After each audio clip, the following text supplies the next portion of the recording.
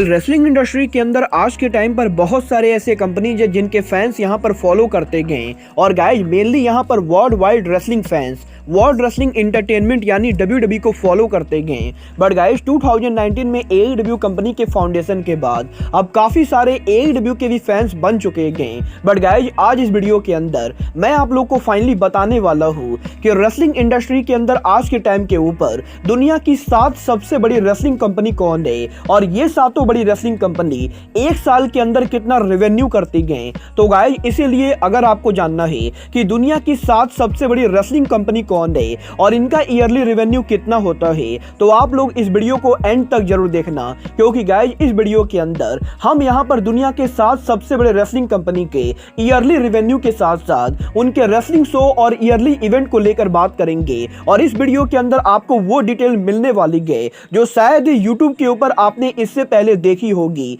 तो गाइज चलिए बिना किसी देरी के शुरू करते हैं इस वीडियो को और बात करते हैं रेसलिंग नंबर 7 की।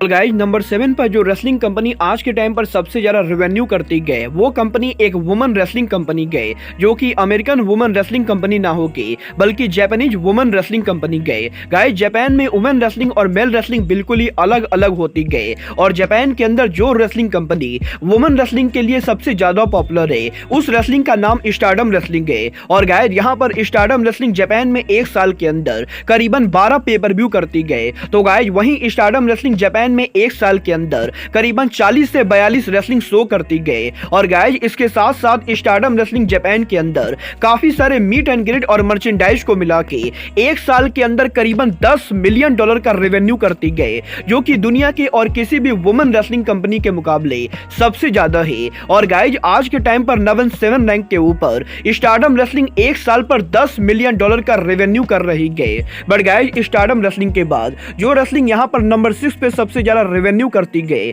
वो है जापान की दूसरी सबसे बड़ी रेसलिंग कंपनी प्रो रेसलिंग नोवा। वेल अगर आप लोग जापानीज रेसलिंग को फॉलो करते हो तो आप लोगों ने प्रो रेसलिंग नोवा का जाम जरूर ना जरूर सुना होगा, क्योंकि गाइज इस कंपनी के ऊपर काफी सारे बड़े बड़े सुपरस्टार्स ने कम्पीट किया है और आज भी ये कंपनी जापान के अंदर जापान की दूसरी सबसे बड़ी कंपनी गए। वेल बात करें अगर यहाँ पर इस कंपनी की तो गाइज एक टाइम पर यह कंपनी जापान के अंदर करीबन $30 मिलियन तक का रेवेन्यू करती थी। बट गाइज आज के टाइम पर इस कंपनी की हालत काफी खराब है और गाइज पहले के मुकाबले ये कंपनी काफी डाउन चल रही है। बट गाइज इसके बावजूद भी आज के टाइम पर प्रो रेसलिंग नोवा जापान के अंदर दो टेलीविजन नेटवर्क के ऊपर उनके शो को ब्रॉडकास्ट करते गए और इसके साथ साथ प्रो रेसलिंग नोवा के अंदर एक साल के अंदर करीबन 80 से 90 इवेंट होते गए, जहां पर इन इवेंट के ऊपर प्रो रेसलिंग नोवा की अटेंडेंस भी काफी ज्यादा होती गई। और गाइज प्रो रेसलिंग नोवा एक साल के अंदर करीबन 8 से 10 पेपर व्यू करते गए, जिनमें से कुछ पेपर व्यू को वर्ल्ड वाइड भी ब्रॉडकास्ट किया जाता है। और गाइज यहाँ पर इन सभी चीजों को मिला के प्रो रेसलिंग नोवा एक साल के अंदर करीबन $12 मिलियन का रेवेन्यू करती गए, जो कि जापान की biggest women wrestling company stardom wrestling के मुकाबले करीबन $2 मिलियन ज्यादा है। बट गाइज इसके बाद नंबर 5 रैंक के ऊपर जो रेसलिंग कंपनी रेवेन्यू के मामले में सबसे ज्यादा आगे गए वो रेसलिंग कंपनी मैक्सिको की biggest wrestling company Lucha Libre triple ए है। वेल अगर आप लोग मैक्सिकन रेसलिंग को फॉलो करते हो तो आप लोग को ये बात भली भांति मालूम होगी कि लूचा लिब्रे ट्रिपल ए इस समय मैक्सिको की बिगेस्ट रेसलिंग कंपनी गए। और guys Lucha Libre triple A के biggest pay per view Triplemania के ऊपर कभी कभी तो 20,000 लोग भी आ जाते गए और एक टाइम पर लूचा लिब्रे ट्रिपल ए के ट्रिपल मेनिया के ऊपर करीबन 48,000 तक लोग भी आए थे।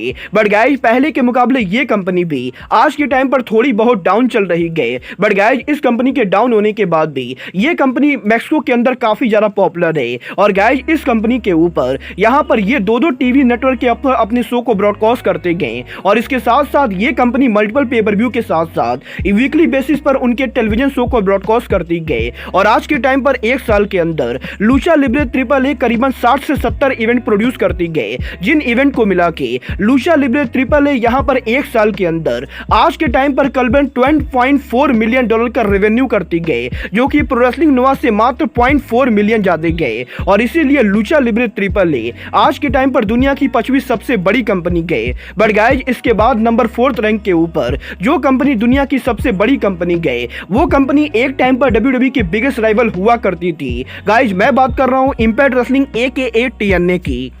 अगर आप लोग एक हार्डकोर रेसलिंग फैन हो तो आप लोगों ने टीएनए का नाम जरूर ना जरूर सुना होगा, क्योंकि गाइस टीएनए वो रेसलिंग कंपनी गए जो डब्ल्यूसीडब्ल्यू के बंद होने के बाद डब्ल्यूडब्ल्यू के राइवल बनी थी। और गाइस 2012-2013 के अंदर टीएनए रेसलिंग यहां पर अमेरिका के अंदर तबाही मचा रही थी, जहां पर टीएनए रेसलिंग वीकली बेसिस पर 2 मिलियन तक की व्यूअरशिप लाती थी। तो वहीं टीएनए के वीकली शो के ऊपर करीबन 4000 से 5000 तक लोग आ जाते थे।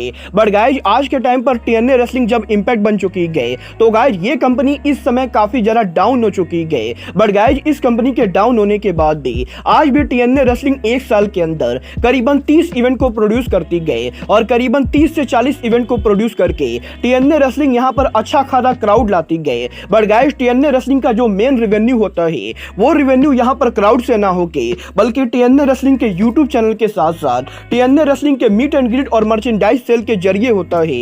और क्योंकि टीएनए रेसलिंग को उनके टीवी पार्टनर से 1 रुपया भी नहीं मिलता है, तो गाइस इसीलिए अमेरिका के अंदर टीएनए रेसलिंग यहां पर एडब्ल्यू और डब्ल्यूडब्ल्यू के मुकाबले तो काफी कम रेवेन्यू करती गए। बट अब भी टीएनए रेसलिंग अमेरिका के अंदर एक साल के अंदर करीबन $14 मिलियन का रेवेन्यू करती गए, जो कि यहां पर अमेरिका में एडब्ल्यू और डब्ल्यूडब्ल्यू के बाद अब तक की सबसे ज्यादा रेवेन्यू गए। और इसीलिए इस लिस्ट के अंदर मैंने टीएनए एकेए इंपैक्ट रेसलिंग को नंबर 5 पर रखा है। बट गाइस इसके बाद नंबर 3 रैंक के ऊपर जो कंपनी दुनिया में सबसे ज्यादा रेवेन्यू करती गए वो है जापान की biggest wrestling company new Japan pro wrestling यानी एनजेपीडब्ल्यू।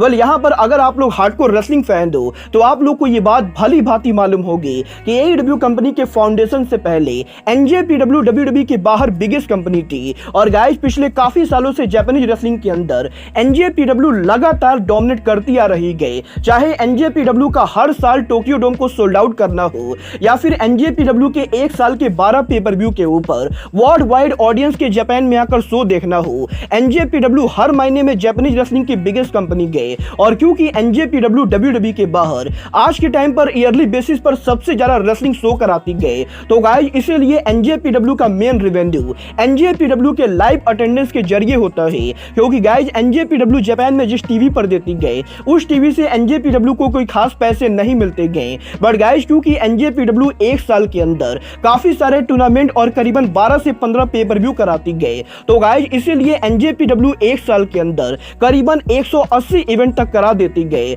और एक साल में 180 इवेंट कराने के बाद एनजेपीडब्ल्यू के शो के ऊपर 4 लाख से 5 लाख अटेंडेंस होती गए। और इन लाइव अटेंडेंस के जरिए एनजेपीडब्ल्यू मोटे कैसे कमाती गए। बट गाइस इसके साथ साथ एनजेपीडब्ल्यू के पेपर व्यू जापान के दूसरे रेसलिंग कंपनीज के मुकाबले वर्ल्ड वाइड ज्यादा बिकते गए। और इसके साथ साथ एनजेपीडब्ल्यू के अंदर वर्ल्ड वाइड रेसलर्स यहां पर काफी ज्यादा पॉपुलर है। और आज के टाइम पर एनजेपीडब्ल्यू दुनिया में तीसरी सबसे ज्यादा रेवेन्यू करने वाली कंपनी गए, क्योंकि गाइस एनजेपीडब्ल्यू के एक साल का रेवेन्यू इस समय करीब $1 मिलियन से भी ज्यादा है। और गाइस एनजेपीडब्ल्यू ने ये ऑफिशियली खुद कंफर्म किया है कि 2022 के अंदर एनजेपीडब्ल्यू ने करीबन $36 मिलियन का रेवेन्यू किया था, जो कि एडब्ल्यू और डब्ल्यूडब्ल्यू के बाद सबसे ज्यादा है। और गाइस इसीलिए आज के टाइम के ऊपर एनजेपीडब्ल्यू रेवेन्यू के मामले में तीसरी सबसे बड़ी कंपनी गए। बट गाइस इसके बाद नंबर 2 के ऊपर जो कंपनी आज के टाइम पर बिगेस्ट कंपनी गए वो और कोई नहीं बल्कि ऑल एलीट रेसलिंग यानी एईडब्ल्यू है।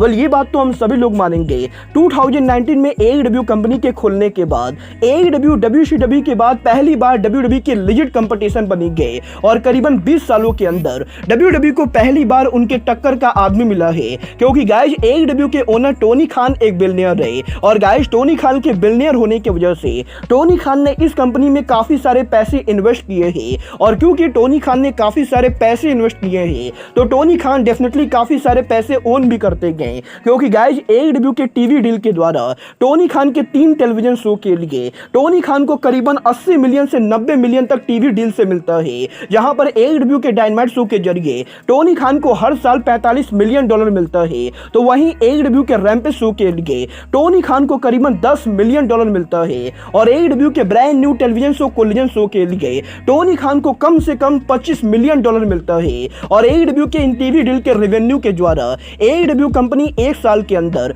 करीबन $90 मिलियन तक का रेवेन्यू लेती गए। बट गाइस इसके अलावा एईडब्ल्यू कंपनी यहां पर उनके लाइव अटेंडेंट और उनके मर्चेंडाइज सेल के जरिए और भी काफी सारे मोटे पैसे कमाती गए। और गाइस आज के टाइम के ऊपर एईडब्ल्यू ने 2022 के अंदर उनका रेवेन्यू करीबन $115 मिलियन किया था, जो कि यहां पर डब्ल्यूडब्ल्यू WWE के बाहर अब तक की सबसे ज्यादा हाईएस्ट रेवेन्यू गए। और गाइज यहाँ पर 2022 के अंदर AEW कंपनी ने एक साल के अंदर करीबन 115 मिलियन डॉलर का रेवेन्यू किया है। बट गाइज जो कंपनी यहाँ पर आज के टाइम पर दुनिया के अंदर नंबर 1 पर सबसे ज्यादा रेवेन्यू करने वाली कंपनी, वो कंपनी और कोई नहीं बल्कि वर्ल्ड रेसलिंग एंटरटेनमेंट यानी WWE है।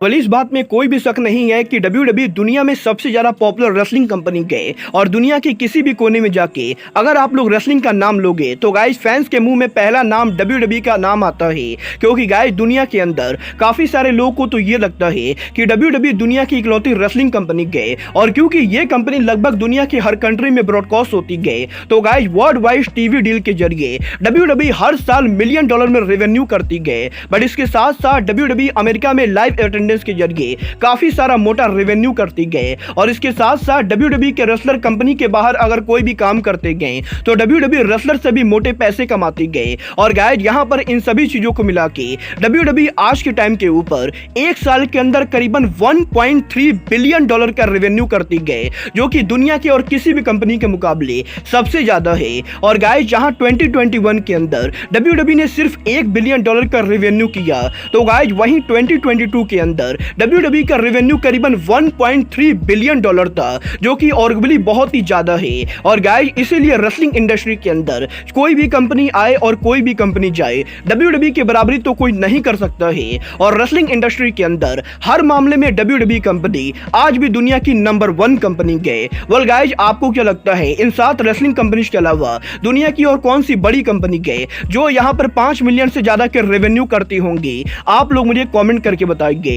बट गाइज अब आज के इस वीडियो में बस इतना ही। मैं मिलता हूं आपसे अपने अगले वीडियो में। बट गाइज तब तक के लिए good bye, good night and bang.